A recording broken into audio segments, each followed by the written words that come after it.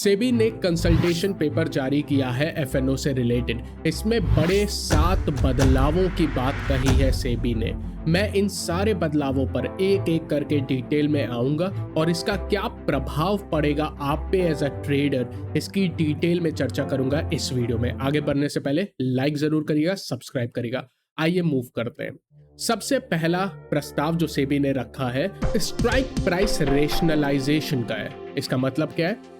यहां पर अगर आप देखोगे फिलहाल निफ्टी के केस में जो भी स्ट्राइक अवेलेबल है, उदाहरण के तौर पर मान लो इस समय निफ्टी 25,000 पे चल रही है, तो हमारे पास कौन सी स्ट्राइक अवेलेबल है? 25,000 के 50 पॉइंट ऊपर 50 पॉइंट नीचे, इस तरह से हमारे पास स्ट्राइक अवेलेबल है। निफ्टी के केस में ये स्ट्राइक लगभग 35 आउट ऑफ द मनी की और 35 इन द मनी की है। मतलब जहां पे चल रहा है उसके ऊपर 35 स्ट्राइक है, उसके नीचे 35 स्ट्राइक है और सबका गैप बराबर है 50-50 पॉइंट का। बैंक निफ्टी के केस में फिलहाल अगर आप देखोगे तो ऊपर की 40 स्ट्राइक, नीचे की 40 स्ट्राइक है और सबके बीच का गैप 100 पॉइंट का है। सेबी का कहना है कि यार ठीक है, लेकिन इसमें कुछ बदलाव की जरूरत है। बदलाव क्या जरूरत है? अगर आप देखो इतनी सारी, क्योंकि out of the money strike available है जो बहुत ज्यादा आउट ऑफ मनी है, सेबी कहती है कि यार इसकी वजह से ना वॉलिटिलिटी बढ़ती है। Retailers out of the money option trade करने की कोशिश करते हैं जो बहुत सस्ती होती है और at the end of the day उससे कुछ भी निकल के नहीं आता है 95-98% ऑफ द टाइम्स में। ये मैं अपनी तरफ से बता रहा हूँ जो कि पॉइंट सही है। इसलिए सेबी कह रही है कि यार इन स्ट्राइक्स को सबसे पहले कम किया जाए, रेशनलाइज किया जाए। जो इंडेक्स में 7-8% की रेंज बनी है ना जहां पे स्ट्राइक अवेलेबल है, उसको सीमित किया जाए। दूसरा, upfront collection of option premium. देखो इसका हुआ बहुत ज्यादा, इसका कोई प्रभाव नहीं है। मैं आपको बताता हूं क्यों, क्योंकि ऑलरेडी हो रहा है। देखो अभी तक कानून क्या है, जो लॉ है सेबी का, वो ये कहता है कि अगर आप ऑप्शन सेलर हो या फ्यूचर बायर या सेलर हो, आपको अपफ्रंट मार्जिन रखने पड़ेंगे। और जो आप रख रहे हो कोई नई बात नहीं है, ऑलरेडी कर रहे हो। लेकिन अगर आप ऑप्शन बायर हो तो आप प्रीमियम चुकाते हो। सेबी कह रही है कई बार ये प्रीमियम, कई ब्रोकर्स हैं जो कि क्या करते हैं, तुरंत प्रीमियम नहीं कलेक्ट करते हैं। अब मुझे नहीं पता आपका कौन सा ब्रोकर है, बट अगर आप किसी बड़े ब्रोकर के साथ हो तो अपफ्रंट करता ही है। At the end of the day कोई ऐसा बड़ा बदलाव नहीं आएगा आपके ऊपर। हाँ, बट सेबी कह रही है अगर कोई ब्रोकर है जो कि अपफ्रंट कलेक्ट नहीं कर रहा है तो हम रूल बना देंगे कि अपफ्रंट कलेक्ट करो। अभी ये रूल एग्जिस्ट नहीं कर। दोस्तों, सेबी के लगातार बदलते नियम ट्रेडिंग को मुश्किल कर रहे हैं। अब एज अ ट्रेडर हमारे लिए सही निर्णय लेना बहुत इंपॉर्टेंट है। इसमें हमारा सबसे पहला साथी हमेशा डीमैट अकाउंट होता है, तो वो प्रॉपर होनी चाहिए। अगर आप नया डीमैट अकाउंट खोज रहे हो तो सेमको सिक्योरिटीज आपके लिए बेस्ट प्लेटफॉर्म है। ये आपको कई सारे एडवांस फीचर्स देता है जो आपको डिसीजन मेकिंग को बेटर कर देगा। ये आपको बेसिक फीचर जैसे कि मार्केट में क्या हो रहा है, हीट मैप कैसा है, कौन सा सेक्टर कैसा परफॉर्म कर रहा है, ओआई में कहाँ पे चेंज आ रहा है, स्ट्राइक्स में चेंज कैसे आ रही है, ये सारे डेटा तो देता ही है जो ट्रेडर्स के लिए रिक्वायरमेंट है। इसके अलावा आपके पोर्टफोलियो मैनेज करने के लिए एडवांस फीचर्स देता है जहां पे आप अपनी पूरी परफॉर्मेंस को ट्रैक और मैनेज कर सकते हो ताकि आप बढ़िया प्रदर्शन करो, लॉसेस को कम करो, प्रॉफिट को बढ़ाओ। और इसके अलावा आप अपनी परफॉर्मेंस को बड़े बड़े ट्रेडर जो 20 करोड़ से ज्यादा का फंड मैनेज करते हैं उनके साथ कंपेयर भी कर सकते हो, तो आपको पता चल जाएगा at the end of the day हम कैसा परफॉर्म कर रहे हैं। इस टाइप के मार्केट में कई बार हमें एक्सपर्ट ओपिनियन की भी जरूरत पड़ती है, लेकिन कहां से ले पता नहीं होता। यहां पर सेमको सिक्योरिटी क्योंकि एक डिस्काउंट ब्रोकर की कॉस्टिंग पर ही फुल सर्विस ब्रोकर जैसा काम करता है, आपको एडवाइजरी भी मिलती है सेबी रजिस्टर्ड एडवाइजर्स की तरफ से, जो आप फॉलो कर सकते हो अगर आप चाहो। ऑब्वियसली नो बाउंडेशन, मतलब इतने सारे फीचर रिच प्लेटफॉर्म है और obviously account opening absolutely free है अगर आप नीचे लिंक जो दिया है डिस्क्रिप्शन में उसके थ्रू जाते हैं। थर्ड रूल सेबी लेके आ रही है कि कैलेंडर स्प्रेड को खत्म किया जाए। मुझे नहीं पता आप में से कितने लोगों को कैलेंडर स्प्रेड के बारे में पता है। कैलेंडर स्प्रेड सिंपली है कि आप करंट एक्सपायरी और नेक्स्ट एक्सपायरी के बीच में साथ में ट्रेड करते हो। मैं आपको एग्जांपल देता हूं। जैसे एक कैलेंडर स्प्रेड हम बना सकते हैं। अगर मैं करंट एक्सपायरी को बेच दूं एक्सपायरी के नजदीक, क्योंकि वॉलिटिलिटी थोड़ी हायर रहती है, ऑप्शन प्रीमियम महंगी रहती है, करंट एक्सपायरी को मैं बेच दूं थीटा डी के कमाने के लिए और वॉलिटिलिटी की क्रश को कमाने के लिए, और नेक्स्ट एक्सपायरी को खरीद लूं। ये काफी पॉपुलर ट्रेडिंग स्टाइल है और इससे एक बेनिफिट होता है कि यहाँ पे मार्जिन काफी डिक्रीज हो जाते हैं क्योंकि आप हेज कर रहे हो at the end of the day. तो कैलेंडर स्प्रेड को खत्म करना चाहती है सेबी, इसलिए क्योंकि कई सारे सेबी का माने कई सारे रिटेलर इस स्ट्रेटेजी का यूज कर रहे हैं, तो इसलिए सेबी हटाना चाहती है क्योंकि उनको लगता है इसकी वजह से क्या होता है, करंट एक्सपायरी में वॉलिटिलिटी बढ़ती है और नेक्स्ट एक्सपायरी में क्योंकि लिक्विडिटी नहीं रहती है जनरली, इसकी वजह से रिस्क बढ़ जाता है।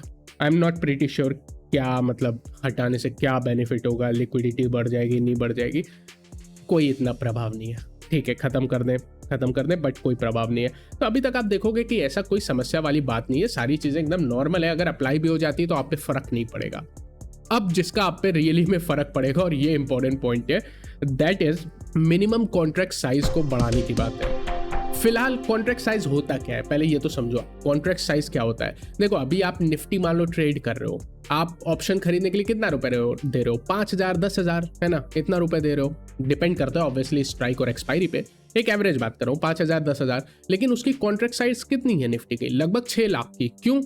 25 का lot size multiplied by Nifty, जहां पे चल रहा है, मान लो आप निफ्टी चल रहा है 25,000 पे, तो 25,000 मल्टीप्लाइड बाय 25। तो अभी जो कॉन्ट्रैक्ट साइज है वो एक्चुअली में 5 से 10 लाख के बीच की है।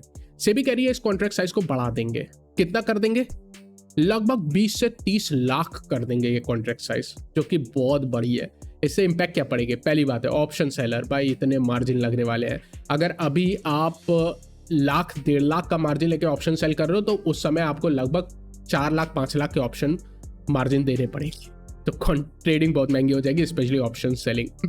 फ्यूचर बहुत महंगा हो जाएगा, ऑप्शन बाइंग भी महंगी हो जाएगी, सब कुछ महंगा हो जाएगा। तो मतलब जो भी काम आप कर रहे हो, इररिगार्डलेस कि आप बायर हो या सेलर हो या फ्यूचर कर रहे हो, आपके ओवरऑल ट्रेडिंग साइज लगभग 4 से 5 गुनी कैपिटल आपको देनी पड़ेगी।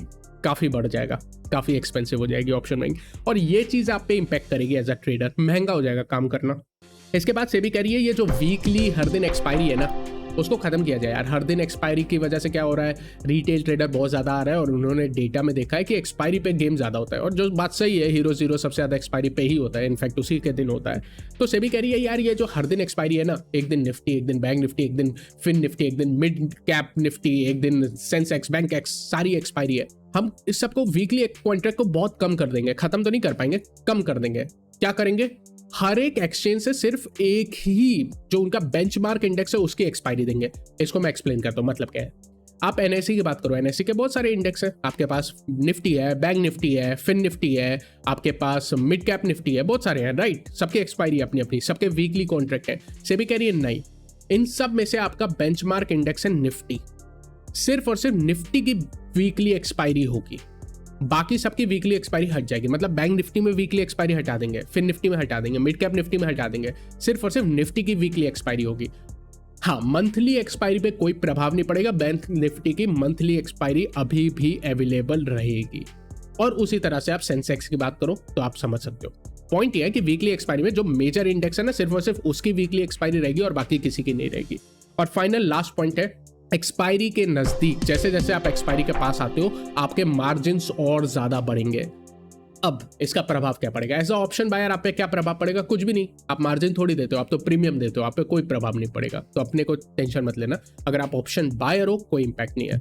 हाँ, लेकिन अगर आप फ्यूचर बायर हो, फ्यूचर सेलर हो या ऑप्शन सेलर हो, आपकी समस्या बढ़ जाएगी, आपके मार्जिन बढ़ जाएंगे एक्सपायरी के पास। आई थिंक स्टॉक में अभी भी ये हो रहा है। स्टॉक ऑप्शंस अगर आप बेचोगे या फ्यूचर्स करोगे, ऑलरेडी ये एग्जिस्टिंग है, तो ये चीज को इंडेक्स में लाने का प्रयास किया जा रहा है। ये 7 चीजें हैं जो सेबी ने प्रपोज की है अपने कंसल्टेशन पेपर में। इनमें से अगर आप मेरे से सच में पूछो, मैं अपनी थोड़ी सी एनालिसिस कर लूँ, इसके प्रभाव की एनालिसिस से पहले हमें ये समझना है इनमें से समस्या वाली कौन सी बात है। समस्या वाली सिर्फ एक ही बात है, जो कॉन्ट्रैक्ट साइज में इजाफा करने की बात है। यार 20 से 30 लाख बहुत ज़्यादा हो जाएगा यार। ऑप्शन सेलिंग तो बिल्कुल रिटेलर्स के हाथ से खत्म हो जाएगी, बहुत ज़्यादा है।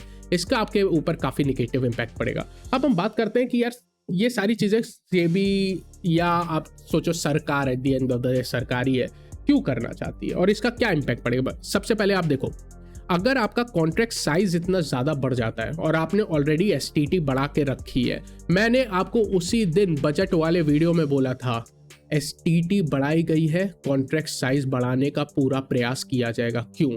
सरकार को बहुत ज़्यादा मुनाफा है ऐसा करने पे। एसटीटी अगर अभी आपकी 5 से 10 लाख के कॉन्ट्रैक्ट पे लग रही है, उस समय आपकी एसटीटी 20 से 30 लाख के कॉन्ट्रैक्ट में लगेगी, जो कि तुरंत सरकार का रेवेन्यू 2-3 गुना कर देगी। फिलहाल जहां तक मुझे याद है, सेबी ने पिछले साल 30,000 करोड़ एसटीटी के टैक्सेशन से कमाई है। इस साल प्रपोजल है आई थिंक 37,000 करोड़ से 40,000 करोड़ का मुनाफा होने का। और अगर कॉन्ट्रैक्ट साइज बढ़ जाती है, ये तुरंत टैक्स कलेक्शन आपकी डबल ट्रिपल हो जाएगी। अजम्पशन ये है कि वॉल्यूम बराबर रहेंगे। अजम्पशन ये है कि वॉल्यूम बराबर रहेंगे और सरकार देख रही कि यार मैं बिना कुछ किए अपनी कमाई को 2-3 गुना कर सकता हूँ मिनिमम, तो सरकार के लिए बढ़िया है। एसटीटी बढ़ाई दी, कॉन्ट्रैक्ट साइज बढ़ा दे, डबल पैसा, नोटों की बारिश है, तो सरकार के लिए तो बढ़िया है। किसके लिए खराब है यार? बहुत बुरा ये चीज है। किसके लिए? ऑप्शन सेलर और फ्यूचर ट्रेडर के लिए। फ्यूचर ट्रेडर तो बिल्कुल ही समाप्त हो जाएगा। रिटेलर ऑलरेडी फ्यूचर ट्रेडिंग नहीं करता है, अब जो बचे कुचे रिटेलर थे वो भी आधे हो जाएंगे। इनफैक्ट बड़ी संस्थाएं भी फ्यूचर ट्रेडिंग से एक बार 2 बार सोचेगी अगर 20-30 लाख का कॉन्ट्रैक्ट साइज है। बहुत ज्यादा महंगा है, इतनी हायर एसटीटी है, और एसटीटी का प्रभाव मैंने वीडियो बनाया था। जो फ्यूचर अपनी ट्रेड है वो इम्पैक्ट ज्यादा करती है कॉन्ट्रैक्ट साइज बढ़ने पे, ऑप्शंस कम करती है, क्योंकि एसटीटी दोनों में अलग तरह से लगती है। फ्यूचर ट्रेडर के तो भाई बैंड बच जाएगी, खत्म हो जाएंगे फ्यूचर ट्रेडर, बहुत ज्यादा खत्म। इससे होगा क्या? इससे ये होगा कि फ्यूचर ट्रेडर खत्म हो गए, ऑप्शंस के कॉन्ट्रैक्ट इतने बढ़ जाएंगे कि आप ऑप्शन सेलिंग कर नहीं पाओगे। At the end of the day फिर से रिटेलर्स को पुश किया जा रहा है ऑप्शन बाइंग में। जी हाँ, क्या इससे ऑप्शन बाइंग खत्म हो जाएगी? कुछ नहीं होगा। क्या होगा? ऑप्शन बाइंग बढ़ जाएगी, ऑप्शन बाइंग बढ़ जाएगी। ये चीज़ बजट के दिन मैंने बोली थी जब एसटीटी में इंक्रीज किया था कि इससे ऑप्शन ट्रेडिंग बढ़ेगी एसटीटी बढ़ने से। अब अगर ये कंसल्टेशन पेपर एप्लीकेबल होता है, इससे अगेन ऑप्शन ट्रेडिंग और ज़्यादा बढ़ेगी। मैं बताता हूँ क्यों। एक तो फ्यूचर ट्रेडर बचे कुछ है जो 2-4 अभी भी कर रहे हैं, वो हट के कहाँ कूदेंगे? ऑप्शन बाइंग में। उनको भी ऑप्शन बाइंग करनी है। इसके अलावा इक्विटी वालों में आपने एसटीसीजी इतनी लगा दी, इक्विटी में रिटेलर पैसा कमाता था, आपने इतनी एसटीसीजी कर दी है, 15 से 20% कर दी है कि इक्विटी ट्रेडिंग, जिसको आप ट्रेडिंग बोलते हो, मैं तो कहूँगा इक्विटी शॉर्ट टर्म इन्वेस्टमेंट, वो तो खत्म कर दिया है। तो वो अपना पैसा कहीं तो लगाएगा। अब वो चला जाएगा ऑप्शंस पे, वो भी फ्यूचर्स वाला भी ऑप्शंस पे चलेगा। ऑप्शन जो सेल करता था रिटेलर, अब वो ऑप्शन सेलिंग उसके हाथ से दूर चली गई है क्योंकि इतनी महंगी होगी, वो भी ऑप्शन बाइंग में चला जाएगा। इसका मतलब है कहीं ना कहीं सारे रिटेलर्स को खुद ब खुद एक सिस्टमैटिक मैनर में पुश किया जा रहा है ऑप्शन बाइंग की तरफ। ये चीज सिनिकल है बट ये सच है। आप 3-4 साल पहले चले जाओ, ऑप्शन ट्रेडिंग इतनी ज्यादा नहीं होती थी। सेबी डेटा लाती है, आप डेटा देखो, ऑप्शन सेलिंग ऑप्शन बाइंग इतनी ज्यादा नहीं होती थी। क्यों नहीं होती थी? क्योंकि उस समय इक्विटी में मार्जिन्स मिलते थे, इक्विटी ट्रेडिंग आसान थी, एसटीसीजी कम थी। वो सारी चीज़ों का प्रभाव पड़ेगा कि इक्विटी ट्रेडर्स या इक्विटी शॉर्ट टर्म इन्वेस्टर खत्म हो जाएंगे। फिर पीछे चले जाओ, फ्यूचर में अच्छी खासी ट्रेड होती थी और फ्यूचर में रिटेलर पैसा कमाता था, क्योंकि फ्यूचर ट्रेडिंग बहुत आसान है। अगर आप ऑप्शन से कंपेयर करो ना तो बड़ी आसान है फ्यूचर ट्रेडिंग, ऑप्शन के कंपैरिजन में बहुत आसान है। ऑप्शन तो अलग एक खिचड़ी है, एक हलवा है, मुश्किल है ऑप्शन ट्रेडिंग, रिटेलर्स के लिए मुश्किल है। लेकिन इक्विटी इजी थी, फ्यूचर्स इजी थी, दोनों को आपने इतना ज़्यादा डी इंसेंटिवाइज कर दिया है, मार्जिन्स बढ़ा के, एसटीटी बढ़ा के, टैक्सेस बढ़ा के, कि वो दोनों चीज़ें रिटेलर्स के हाथ से बाहर हो गई। कॉन्ट्रैक्ट साइज के बाद तो बिल्कुल ही खत्म हो जाएगी। तो क्या करेगा रिटेलर? ऑप्शंस में चला जाएगा, ऑप्शन बाइंग करेगा, जो अभी कर रहा है। इससे मुनाफा किसका होगा? बड़े प्लेयर्स का, क्योंकि बड़े प्लेयर ऑप्शन सेल करते हैं। अगर आप में से ज़्यादातर जो आज कुछ रिटेलर ऑप्शन सेल कर रहे हैं, उनको भी हम किसी तरह पुश कर दें कि वो ऑप्शन बाइंग करने लगे और फ्यूचर वाले भी ऑप्शन बाइंग करने लगे और इक्विटी शॉर्ट टर्म इन्वेस्टर भी इक्विटी ऑप्शन बाइंग करने लगे, इससे होगा क्या? डिमांड ऑफ द ऑप्शन बढ़ जाएगी, जिसकी वजह से ऑप्शन के प्रीमियम राइज हो जाएंगे। अगर आप पिछले 3-4-5 साल में देखोगे, ऑप्शन की प्रीमियम बहुत तेजी से डिक्रीज हुई है। अब वो पैसा नहीं मिलता है जो पहले 4-5 साल पहले मिलता था। तो ऑप्शन सेलर की रिस्क बढ़ चुकी है। और ऑप्शन सेलर कौन होती है? बड़ी संस्थाएं होती है। वो हमेशा चाहेगी कि प्रीमियम एक्सपेंसिव हो। क्यों? डीके जल्दी होगा, बड़ी प्रीमियम होगी, उनकी रिस्क टू रिवॉर्ड तभी तो बनेगी। जब इतना रिस्क ले रहे हैं, पैसा मिलेगा तभी तो ऑप्शन सेल करेगा। ऑप्शन सेल आप जानते हो, it's a difficult thing, limited profit unlimited loss. तो जब तक आपकी ऑप्शन प्रीमियम महंगी नहीं होंगी तो आपको फायदा नहीं है करने में। इसलिए अगर आप सबको पुश कर देते हो, डिमांड आर्टिफिशियल क्रिएट हो जाएगी बाइंग की तरफ, जिसकी वजह से ऑप्शन की प्रीमियम और बढ़ेंगी और बड़ी संस्थाएं कमाएंगी। बड़ी संस्थाओं को बेनिफिट है। रिटेलर्स को तो एक सारी रोड ब्लॉक करके एक रोड ऑप्शन बाइंग की तरफ भेज दिया गया। इससे ऑप्शन बाइंग पे कोई इंपैक्ट नहीं पड़ेगा। जो रिटेलर हो सकता है, कॉन्ट्रैक्ट साइज आप 30 लाख का कर दो, जो रिटेलर पहले 10,000 के 5 लॉट लेता था, अब वो 50,000 का 1 लॉट लेके ट्रेड करेगा, उसको क्या इंपैक्ट पड़ेगा? वो still option buyer will still remain option buyer, और इससे ऑप्शन ट्रेडिंग के वॉल्यूम्स कम नहीं होंगे। सेबी जी, मैं क्या ही आपको बोलूँगा रिकमेंडेशन, लेकिन अगर आप सच में चाहती हैं रिटेलर्स का भला। और जैसा आप कहते हो कि हम रिटेलर्स के साथ हैं, तो आप प्लीज, मैं आपको एक तरीका बताता हूँ कि सब लोग ऑप्शन ट्रेडिंग छोड़ देंगे। मैं आपको बताता हूँ, आप क्या करो, जाओ फाइनेंस मिनिस्ट्री में और बोलो ये जो 12.5% की LTCG है जो आपने इस बजट में बढ़ाई है उसको खत्म कर दो। STCG 2018 में जीरो थी, LTCG long term capital gains तो जीरो थी। हम इन्वेस्टमेंट पे एक भी टैक्सेशन नहीं देते थे और 2018 तक नहीं देते थे।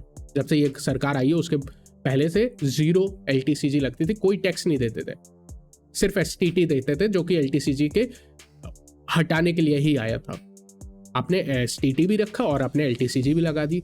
अगर आप सच में रिटेलर्स को चाहते हो कि लॉन्ग टर्म इन्वेस्टमेंट पे जाए तो मैडम टैक्स क्यों बढ़े हैं भाई, कोई लॉजिक है इस बात का? तो आप फाइनेंस मिनिस्ट्री में जाइए और बोलिए LTCG जीरो कर दो, देखिए ऑप्शन ट्रेडिंग कम हो जाएगी, बाय, अपने आप कम हो जाएगी।